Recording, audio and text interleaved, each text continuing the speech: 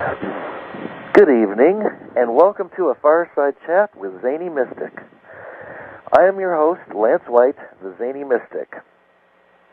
I recently completed writing my first book, which is receiving wonderful reviews, and to read the reviews or purchase my book, please go to www.amazon.com and type in Tales of a Zany Mystic. My guest tonight is Miriam Delicado. Miriam piqued my interest as a person who has always had an array of abilities and sensitivities. She is able to heal, predict earthquakes, connect with crossed-over spirits, and astral travel. She also has psychic ability and gets premonitions. She was first contacted by extraterrestrials while a baby and was abducted for the first time at age 4. These particular events were not in her consciousness until much later in her life. The trigger that brought these occurrences back into her consciousness was an alien abduction experience while on a road trip in 1988. Her journey leads her to the Four Corners area of the southwestern United States. Since that time, there have been many other encounters with tall, blonde aliens. The relationship that developed between Miriam and the aliens became one of teacher-student, and finally culminated into that of emissary. As a direct request from the tall blondes, and to fulfill the role of emissary, she has written her book, Blue Star, Fulfilling Prophecy. In this book, Miriam recounts her experiences with the aliens, her travels to the alien safe lands, her meetings with Hopi elders, and the connections with indigenous peoples' prophecies. She also shares the aliens' history of man's creation and their involvement with Earth and the end times. Their messages for peace and hope for our future on Earth. Miriam tonight will discuss the communications she received, the connection to the Hopi prophecy and the end times. So, let's welcome her without any further ado to the show now. Hi, Miriam. How are you? I'm doing very well tonight, Lance. Thank you. Thank you for having me. You sound good. Good. Well, you have certainly had one interesting life, haven't you?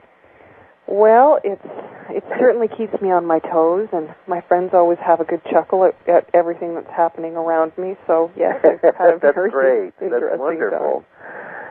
When did you first begin to notice that your experiences were different, say, than other kids?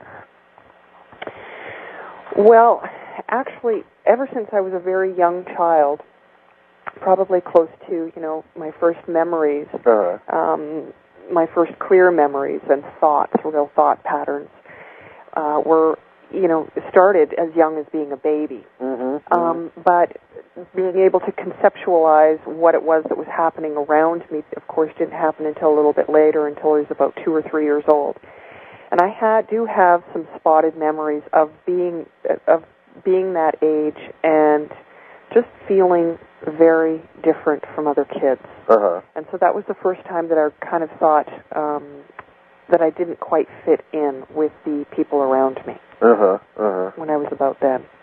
And as I got older, it seemed like every year that I got older, things got a little bit more interesting around me, but I was very quiet about it. I didn't actually share with very many of my friends all of these strange experiences, and it wasn't until much later in life, during my abduction on the highway in 1988, that some of these memories about spending time with these aliens came back to me. Because, of course, my memory growing up, I did not have conscious memory of being taken by aliens. But when I was 22 years old and I had the physical encounter with them on the highway, many of these memories from my childhood came back to me with great clarity, some of them. And so there's sort of two stories that I write about in my book, and one is, the way that my life unfolded, and then being able to look back on some of the events that took place and how they all connected with one another. It's rather fascinating, even to me. A lot of people communicate that there's a reason why they're kind of kept in the dark until some kind of trigger moment, and then they're allowed to have all those memories rush back, and there's a reason for that. Absolutely. Do you want to talk? I'm curious about your encounter in 1988. What is it that happened? Were you driving in a car, or what was that experience like that triggered all of this? It was completely life-altering. Yeah. Completely life-altering. I was 22 years old and living a very normal life for a 22-year-old at the time, and my friends and I took a trip from Vancouver, British Columbia, to my hometown in northern British Columbia. Yeah. And when we did, we were taking the trip back. There were some strange events that took place on this particular leg of the journey earlier on in the evening, where at one particular point I was sleeping, and I had a, quote, dream, or at that time I didn't realize that I was actually astral traveling. I got pulled out of my body. I can understand that now, but at that moment that it took place, I did not realize that. And I was greeted by a man and a woman who were telling me that they were coming for me soon and not to be afraid, and that they were my friends and family. And they said, do not be afraid, do not be afraid. So I kind of woke up from this really startled because of a number of events that had happened in the weeks prior to this particular day. And I, of course, could not share it with the people that I was with because I didn't think that they would understand. Right. And what was I going to tell them anyway? That I had a dream? It made no sense. Right. So when we were on the highway, there was 4 adults and a child, and the 2 adults in the front got tired of driving, so of course me and my friend, we switched and went up to the front. And it was getting a little bit later and quite a bit darker. It was around midnight or somewhere in around there. And as soon as we got on the road, there was some lights that came up behind us, and it followed us for over the course of probably hours. These lights would appear and disappear, meaning that they looked like a car coming up behind us or some kind of a vehicle, truck lights or something. And would follow behind us quite closely and then fall back as soon as we were going through a town or other car lights were coming up to us and that sort of thing. And it was really unnerving because they would never pass us, but they would always come up behind us rather quickly. So after hours of this happening, my friend and I went through a town by the name of 100 Mile House, okay? And when we went through this town, there's a really long stretch on the main street, and there's stoplights. You kind of come in from one side, go straight through on the highway, and when you get to the other side, there's a bit of a hill that goes to the right if you're traveling south.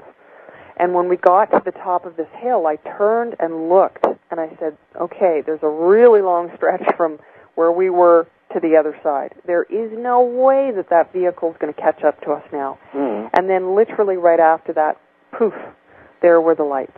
Wow. So at that point, in the next few minutes after that, it was really, really quite frightening because we didn't understand what was happening. And these lights were, at this point, they were almost flashing on and off, you know, literally 1 second they were there, I would blink, and then they would be gone. And then they would come back, and then they would be gone.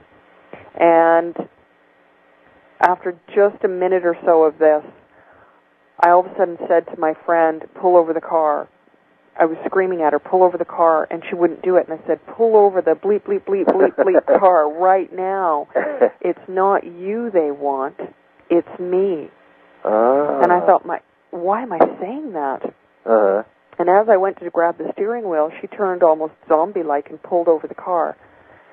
And the car filled with white light. I mean, from every area, from above, from around, from everywhere.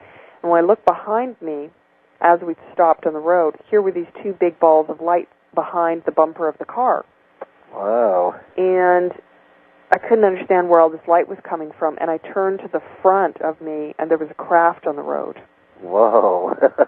So, of course, can you imagine? Oh, my goodness. Wow. How large was it? A small one?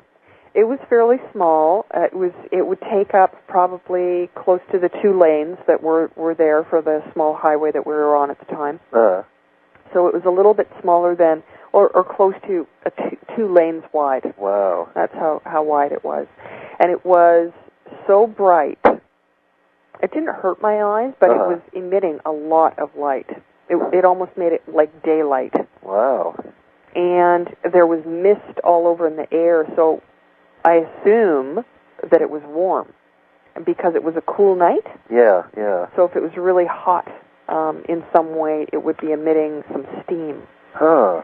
And so it seemed misty in the air, and when I looked in front of me on the road, these small beings started coming out of the craft, out of the lighted area. I couldn't make any details out, though. And I could hear them speaking to me in my head, telling me to get out of the car, and so I did, and they came up to me and held me by the hand and were leading me off. Meanwhile, my friends they looked like they were in almost suspended animation. Yeah, yeah. And I took off with them, and these beings were about, 3.5, 4 feet tall, and they were very androgynous.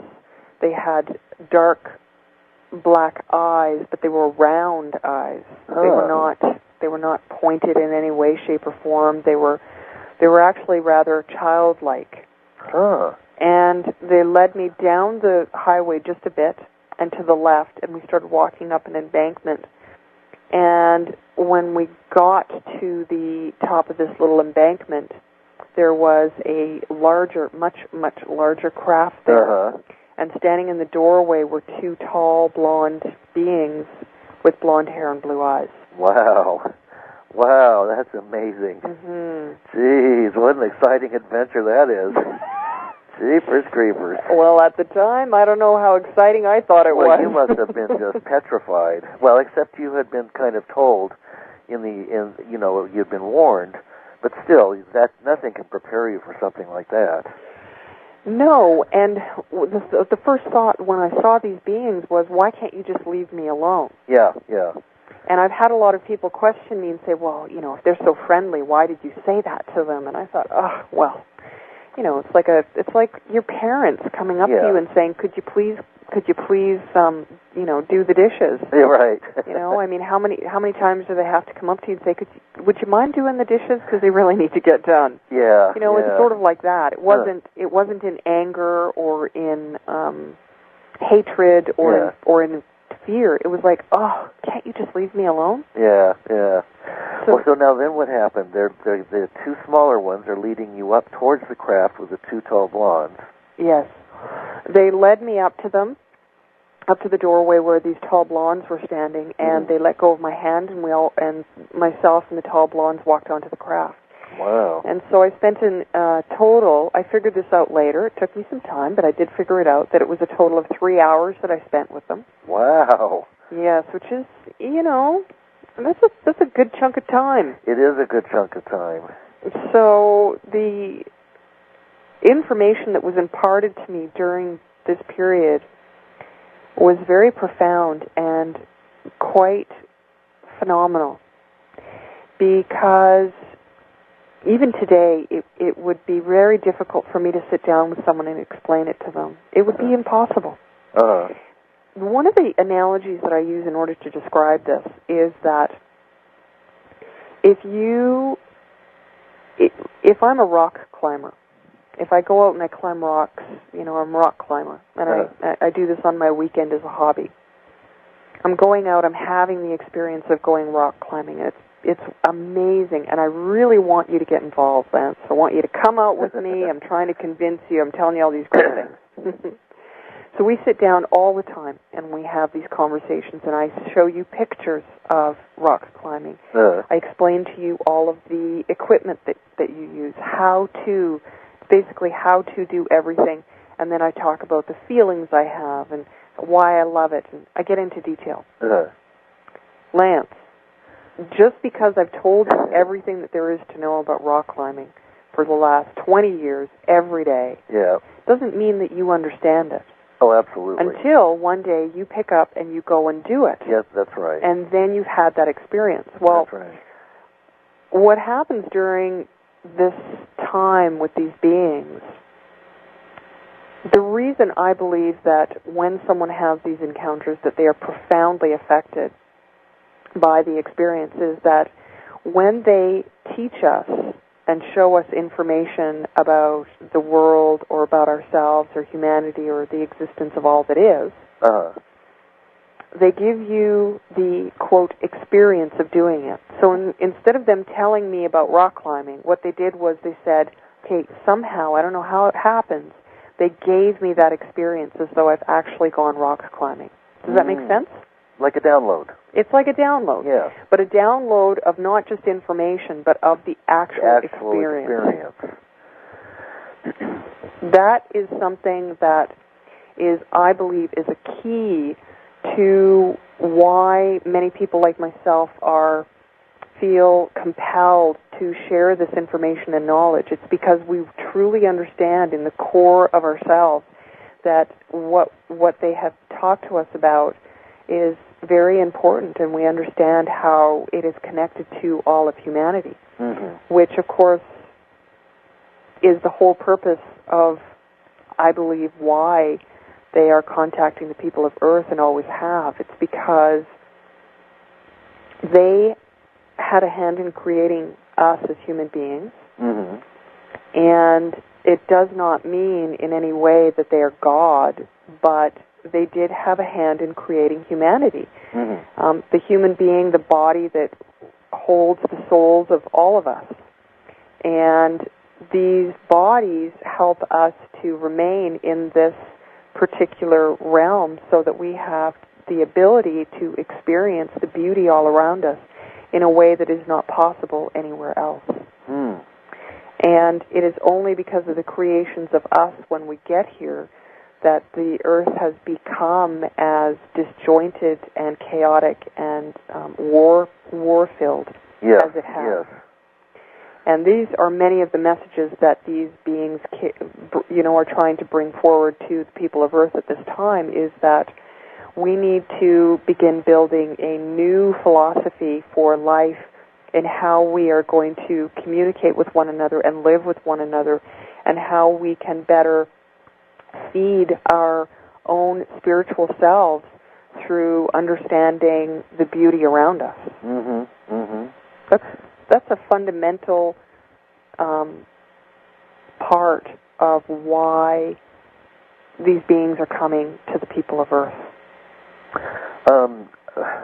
One thing, I have spoken with other people who have all gotten similar messages, but it seems like, given the nature of humanity, the way that it's set up, the way that people are brainwashed and the media is controlled, and the cards seem to be stacked against that.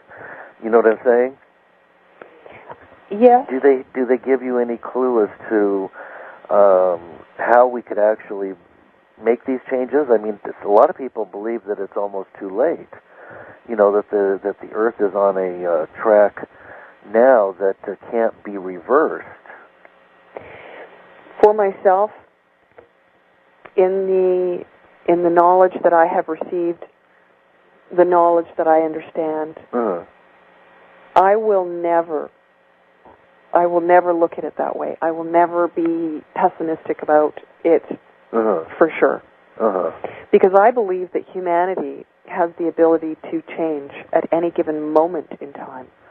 I believe that one person can change the world, and this might seem a little bit, flighty even to say that out loud, but it is true. No, it is. That I agree with you on that. And so there is always hope for humans. There is always hope for the Earth. Now, some of the things that these beings came forward with me and showed me were, quote, possibilities of Earth.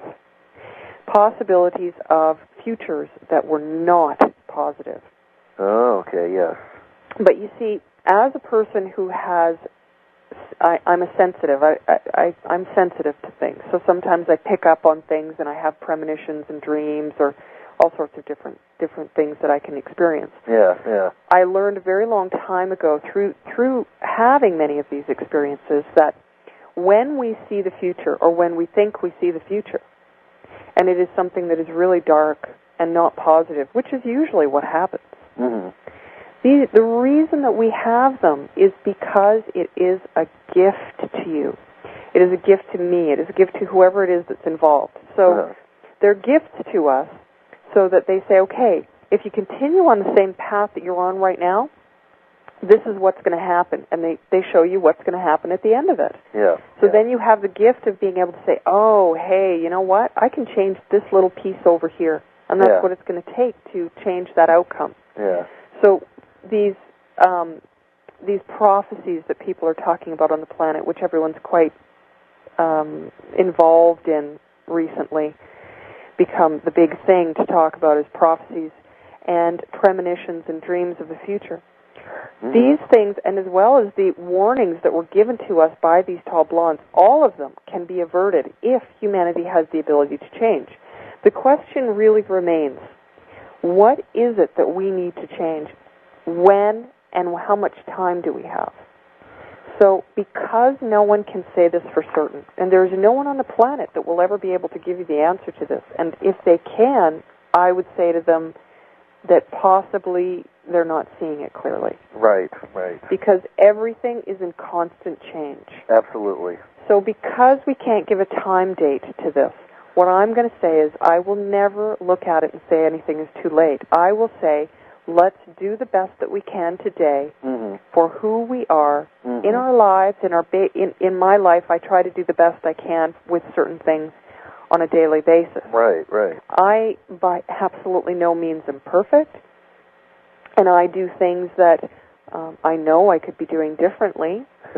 But we also live in a world that is quite structured, so it's difficult for us to make that change. But together we can. And we're all making a difference. We're all finding our own voice. And really, the most important thing I believe that people can do to make a difference in the world today are a couple of things. Educate themselves. Educate themselves on the alien presence, not only of the positive alien presence, but also on the negative alien presence. Right. I believe that they can educate themselves spiritually, because if they find knowledge within, it is the most valuable tool that they can ever find, is the voice within. So that spiritual voice within them, to educate themselves on what's happening around them. Another thing that I believe that they can do in order to make a change in the world is really educate themselves on seeds and what's happening on the planet today with seeds. Because what is happening with the planet as far as the food is concerned and the seeds, where the seeds are, what's happening to them, the genetic modifications that are being done, where the food is being grown, who's controlling the food, which all boils down to seeds. It will bring you full circle back to one thing, Lance. Yeah. All of those things will lead you to one thing. And it will lead you back to a greater respect and understanding of the earth. And by doing that, you're going to connect right back in with your spirit. And by doing so, we will all find the voice within in order to make the changes to make this into a better world. And I truly believe that. Do you were you given any information about these particular times being a period of a harvest time or a time of shifts? Say, that you have the Mayan calendar that ends in 2012. The Hopis also have their form of the same prophecy. Do they say that these events are coming to a head in the near future, around 2012? Well, I can say from direct knowledge. Now, I need to be very clear here and very careful, Lance. Okay. Okay. I need to make this statement to make it clear. All right. I do not speak on behalf of Hopis, and I do not speak on behalf of the Mayans. Okay. Okay? All right. However, I do have people that I know that are Hopis, and I do have people that I know that are Mayans. And in my conversations with them, it has come up that 2012 means absolutely nothing to them. That's interesting.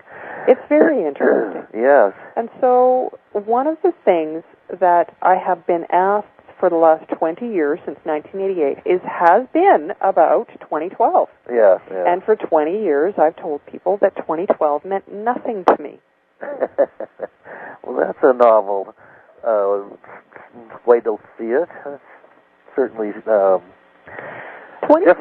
Well, 2012 doesn't mean anything to me, and it doesn't mean anything to the Mayans if you go and ask them, apparently. Now, I've spoken to some of them, someone who I believe is credible enough to be able to share this information. And 2012 is the end of the Mayan calendar in that sense, yes. And we are in a time that is a time of transition and change, absolutely. How that transition and change is going to take place, and how it is taking place right now, is dependent on us.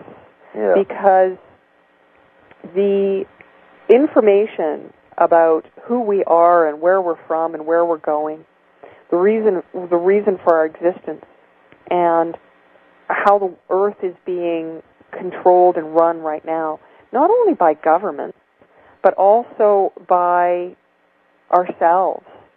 We're the ones running things. All of us. All of us have a hand in that. Well, that's kind of our collective choice, isn't it? A collective consciousness that is making these decisions from moment to moment? Yes. In part, yes. Absolutely. But aren't there also other... I've read that there are other non-benevolent ETs and aliens that are working behind the scenes that are not in our behalf. Absolutely. Yeah. Absolutely. There are. And when I was with the Tall Blondes, they have told me more than once that they are here to help to protect the planet, not only from ourselves, but also from anything outside the planet that we may not be aware of. Oh, I'm sure there's plenty. So, yes, exactly. I'm sure there's plenty that we're not aware of. So we're hardly aware of what's going on our own planet behind the scenes. Yes. Let alone, what other races from other civilizations might be up to. Yes. Going back to 2012 for a minute, if I might. Sure. The transitional time that we're currently in, I mean, I've been told for 20 years that there were certain things that were going to begin to take place on the planet. And it was they taught mostly about how mankind would come to a point in their lives, in the progression of life, where there would be a time when there would be greater understanding and knowledge that would be given to all of humanity. Now, what they also said was that during this particular transition time, it would depend on humanity for how long or how short of a time this transition took place. Yeah, right. So the knowledge and information that we're bringing forward to the world, Lance, yourself, people like you, you're the only reason that I can come forward. People that have been working to educate people for years and years and years. People who have, they've been working for 40 years, some people, as long as, for longer than I've been alive. Right. And helping to bring information forward. So we've been in this transitional phase for quite some time. Yeah. We were not quite at the peak yet of this informational flow, and so we still have a ways to go on that. I believe it's going to be years, and 2012 could be close to that time when there's going to be a rollover, meaning that there's going to be a great change and a great wave of information that comes to the people of the earth. And by doing so, by all of this information coming forward to all of the people of Earth, through, quote, mainstream media, for example, right, that will help in the transition of mankind.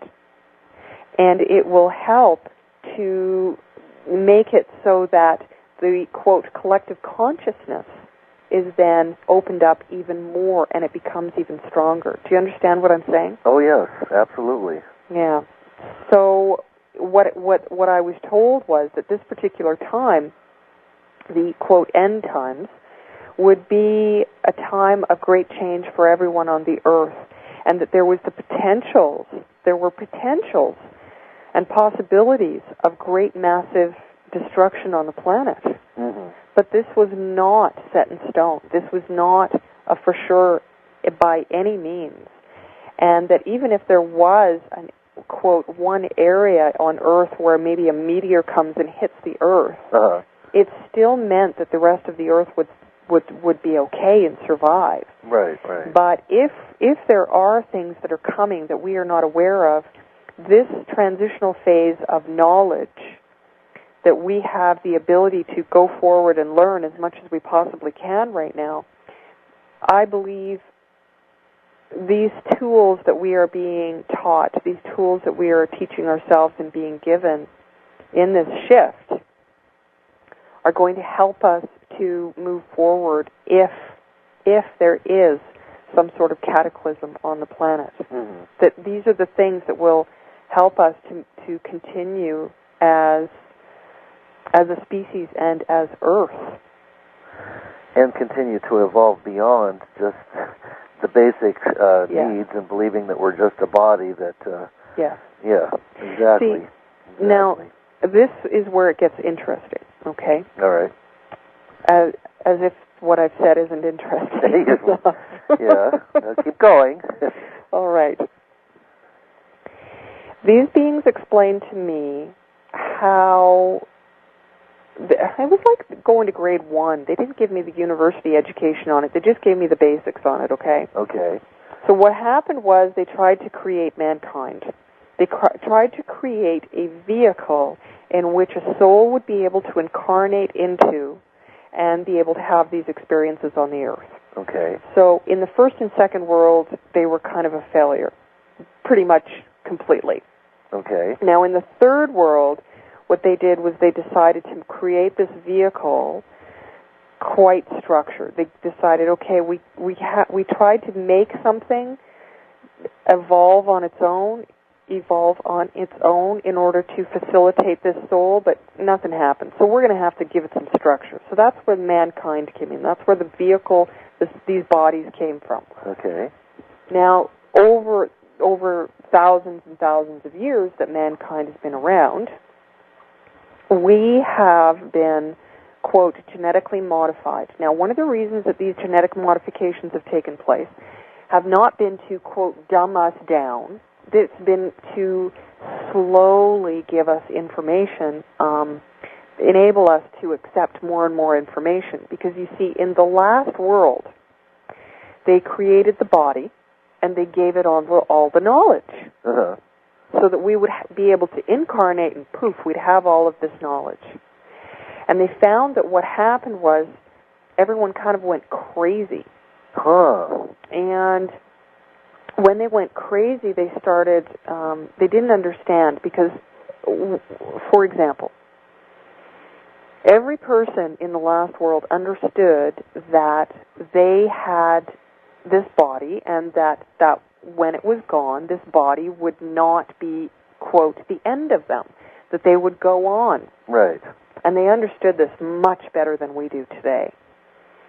And they started thinking, oh, well, I don't care. Let's make a different body. Let's do this and this and this over here. It was like getting children at the age of 2 to bake bread. Uh-oh. You know? Yeah. They had all of the ingredients, and they knew how to turn the oven and the stove on, but they were 2 years old. Oh, jeez. So it was very destructive, and that's imagine. why a decision was made to sort of wipe the earth clean. So this is the third time they've done this. However, there were certain people on the planet at that time that were very highly evolved and that they'd been able to understand the full reasoning, and their bodies, in other words, the DNA of those beings, was able to hold that information and knowledge without going crazy. So they were spared. and brought to this, which they called the fourth world. Okay? Got to stop me if I get confusing, Lance. You're fine so far. Okay. Thank you. The fourth world is where we're currently residing. Now, in the fourth world, man was created again. There were different bodies made to see how this evolving would take place. So it's like having about 5 different families on the earth. Okay. And all of these different families evolved, and they wanted them to evolve on their own. They wanted to leave them alone. But at the same time, from those 5 families, certain branches of them were constantly monitored.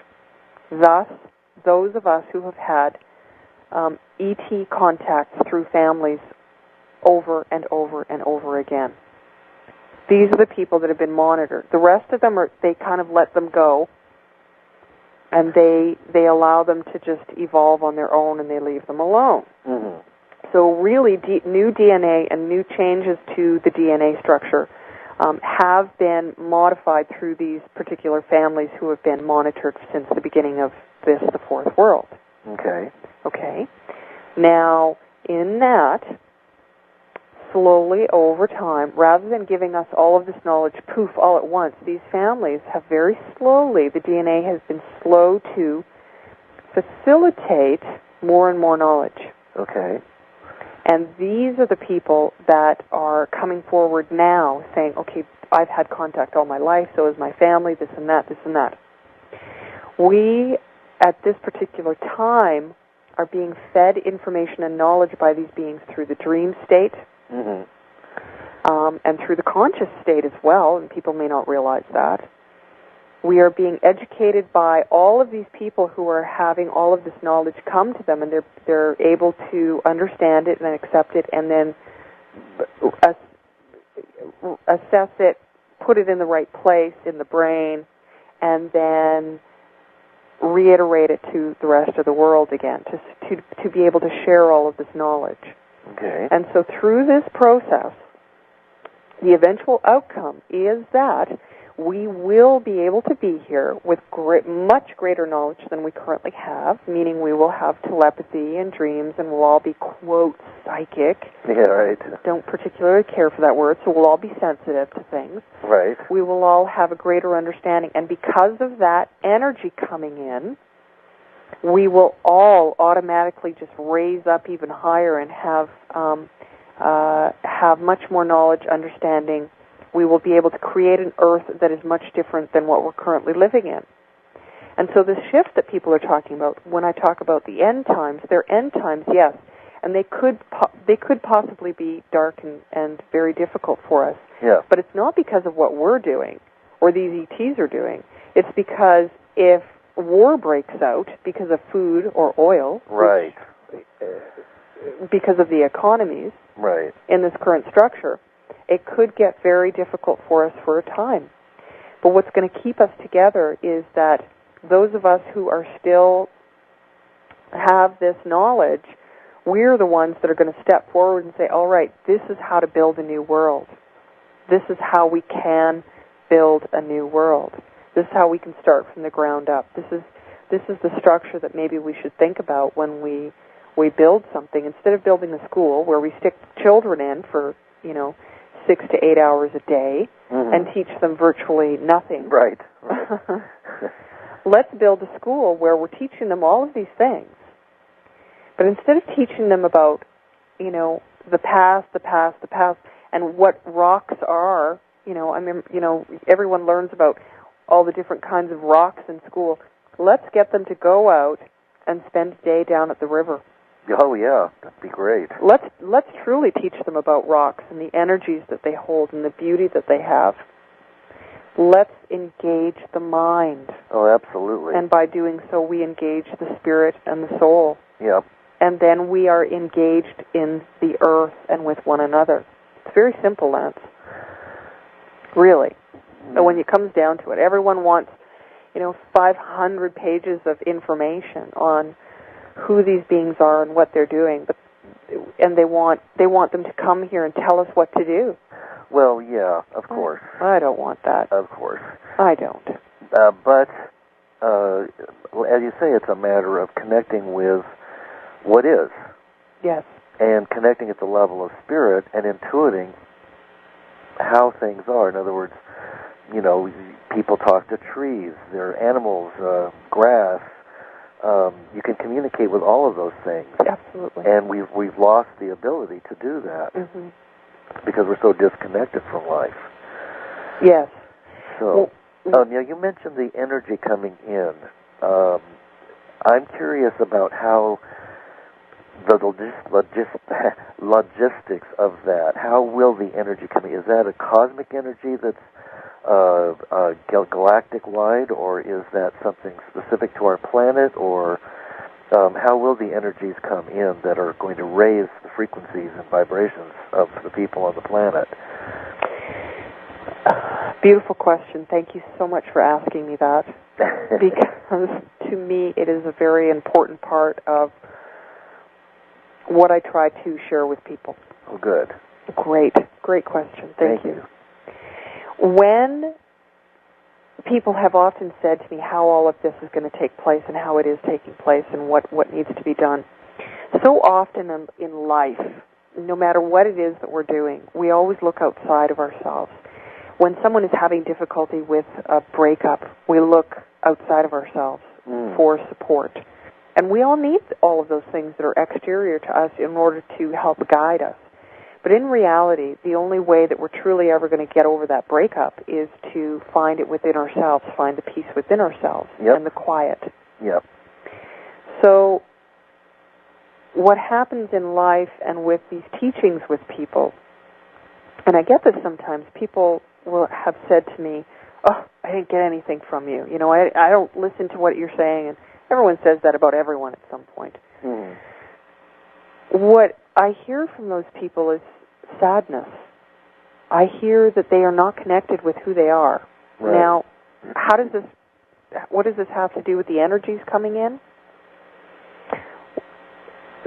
When someone has great knowledge or great spirit, when there is an individual that is trying to teach a class on how to communicate with animals or how to connect with yourself or any of these things, if they're walking around and they're saying it like a textbook, like they are in the school classrooms of today, it means nothing. But if that person is standing at the class at the top, at the head of the class, if they're standing at the head of the class and they themselves are holding that very energy, that means pulling it in themselves, what it is that they're trying to teach to those people, then here's what happens, Lance. They walk down the aisle of the class, and as they are doing so, the student then becomes part of the energy field of that teacher. And when that happens, that student picks up on that energy and all of a sudden is whisked by it and takes a breath, and they are touched by it, and therefore they can then bring some of those molecules of that beautiful energy into themselves. And if they allow themselves to do that, they become enlightened very slowly, because it's like the drops of rain. A drop of rain has just been brought into the top of their head, and by doing so, they now know the path for the rest of that energy to flow. Right. So when people all over the planet, one of the best things that they can do is to, educate themselves and bring that energy in themselves and really pull it into their own bodies, because by doing so, every single person that they encounter, they are sharing that energy with. And when they share that energy with just the people around them and the knowledge, they are enlightening the entire planet, and that is how that energy is being brought in, and that's how that energy has been brought in for a very long time now. Yeah, that's pretty much my understanding of it too. That it requires a channel, and we're the channels. Yes. And the more we're able to hold well, you can call it light energy, if you want, or light technology.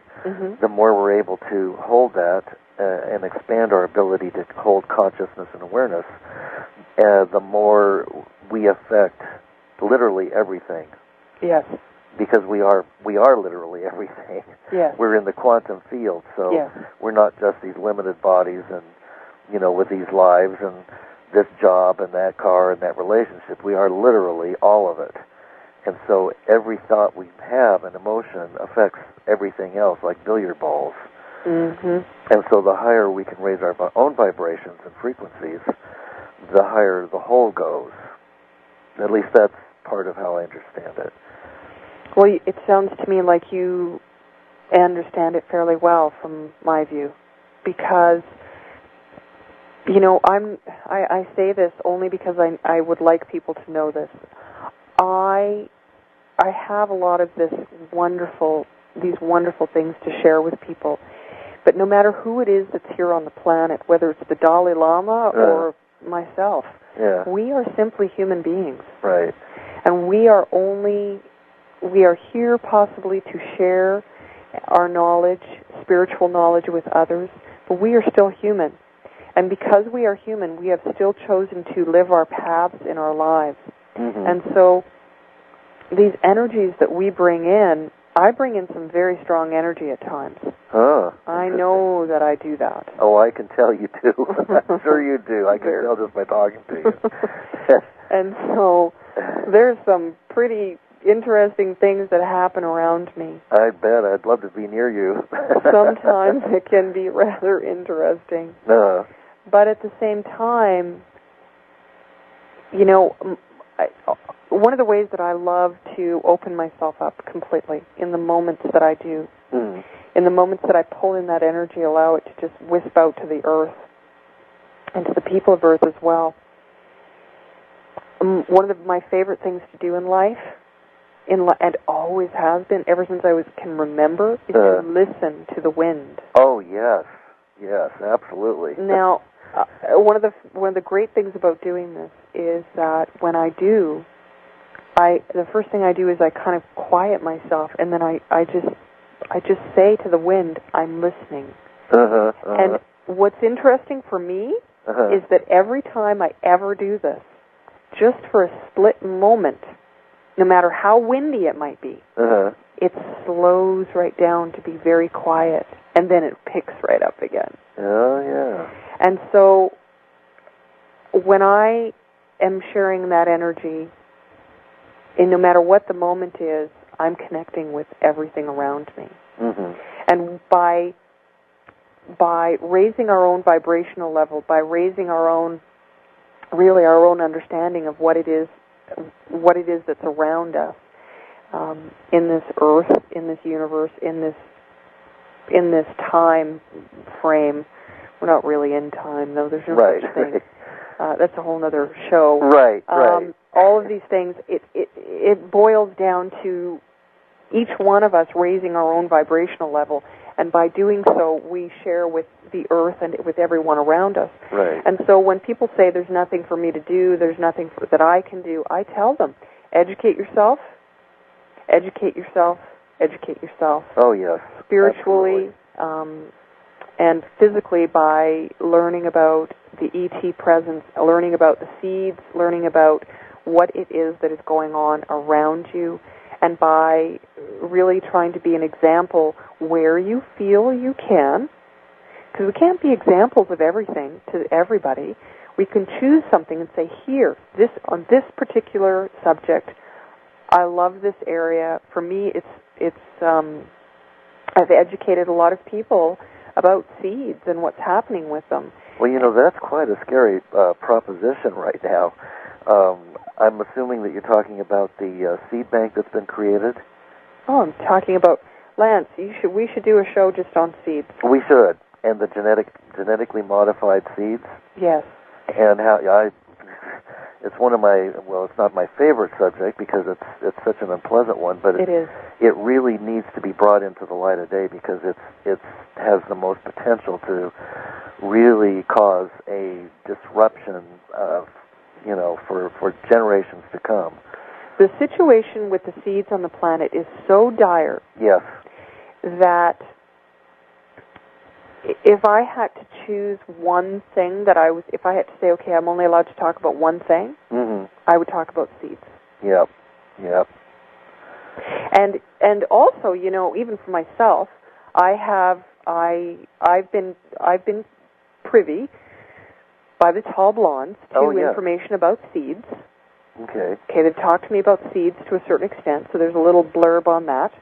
But I have only been educating myself about seeds over the last probably 4 or 5 years, and I am by no means an expert, but I understand how it is, what it is, the relationship between, how it all comes together. I understand that, so absolutely, I love talking about that as well. And at the end of every presentation that I do, I always ask people to leave and educate themselves about seeds. Yes. And of course, another one that's starting to crop up is the death of the honeybee. Yes. That's another. But then there's the death of the oceans, the spots that are literally dead. Yes. We have a lot of problems that are coming to a head. Yes. And I think it's going to require. I think it was Einstein that said that you can't solve these problems at the same level that they were created. No. There is something though that could be said about seeds, and the education that a person could find in for themselves in regards to this particular subject matter. When it comes to seeds and the understanding of what it is that's currently happening today, if you start to do that, you will reconnect in with who you are as a human being. You reconnect with the earth.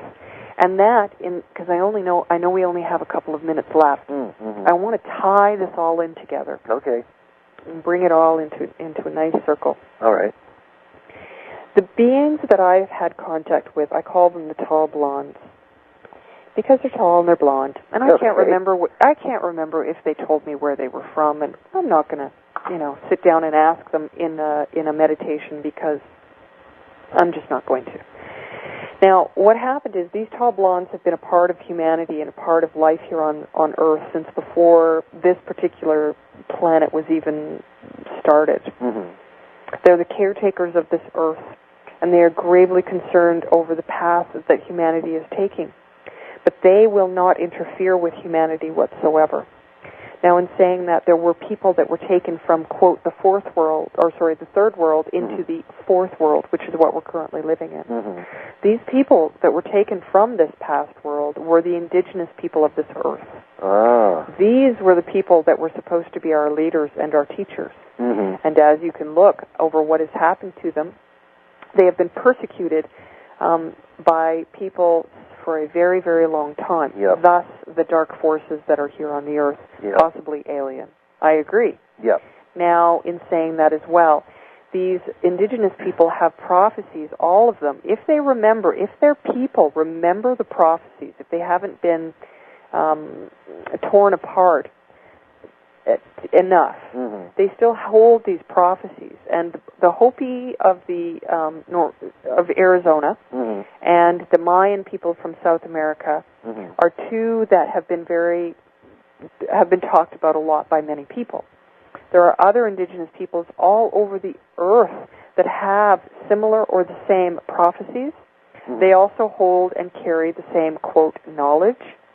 And Lance, it's going to be very interesting what happens in the next 6 to 8 months with a number of these things, because the indigenous people have slowly been coming forward with some of the knowledge that they've been holding for thousands of years regarding prophecies and creation stories and stories of the future. Oh, that's wonderful. It will be very interesting for us as humanity, because you see, everyone is saying, what are we to do? Right.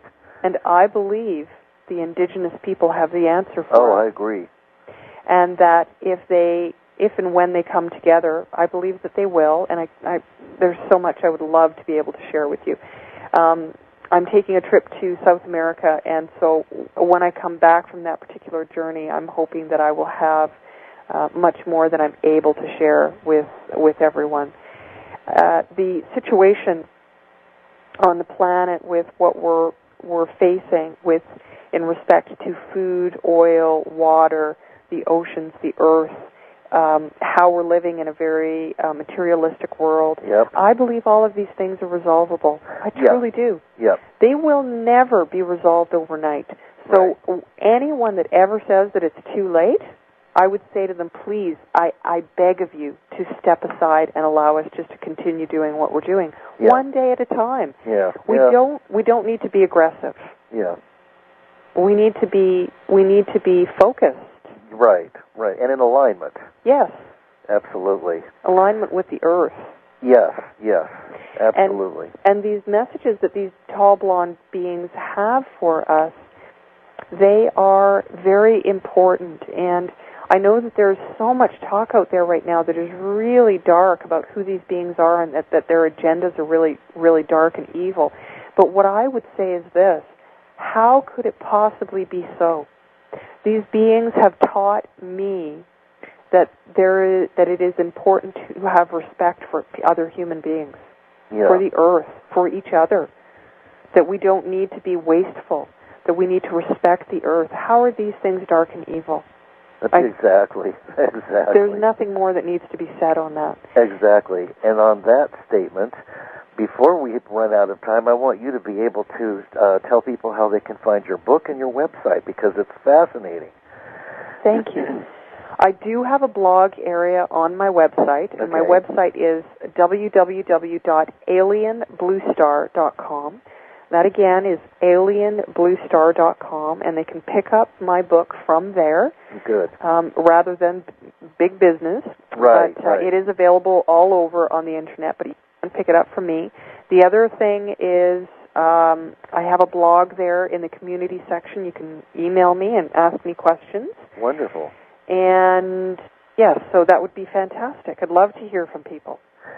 And Miriam, I would really like to have you back again, because it seems like I had dozens of questions that I wanted to ask you, and I was enjoying our conversation so much that I just kind of let it go wherever it went. Okay, we have 30 seconds.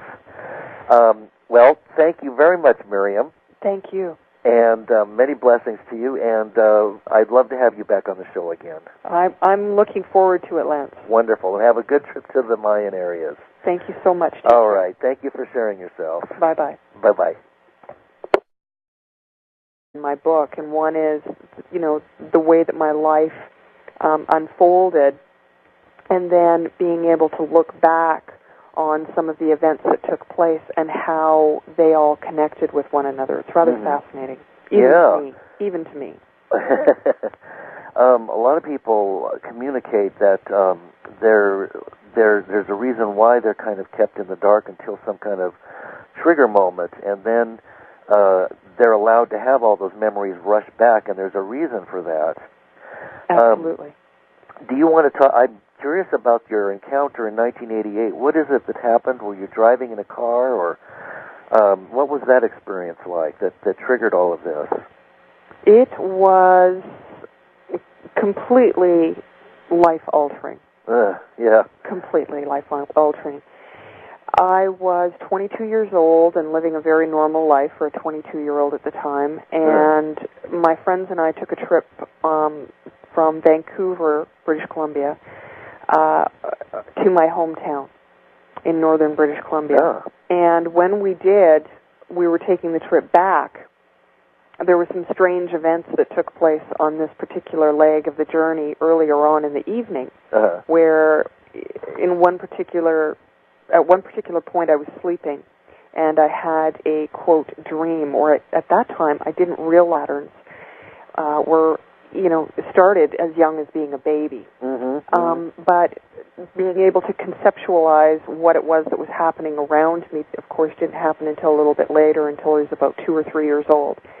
And I do have some spotted memories of being that age and just feeling very different from other kids. And so that was the first time that I kind of thought that I didn't quite fit in with the people around me when I was about then. And as I got older, it seemed like every year that I got older, things got a little bit more interesting around me. But I was very quiet about it. I didn't actually share with very many of my friends all of these strange experiences.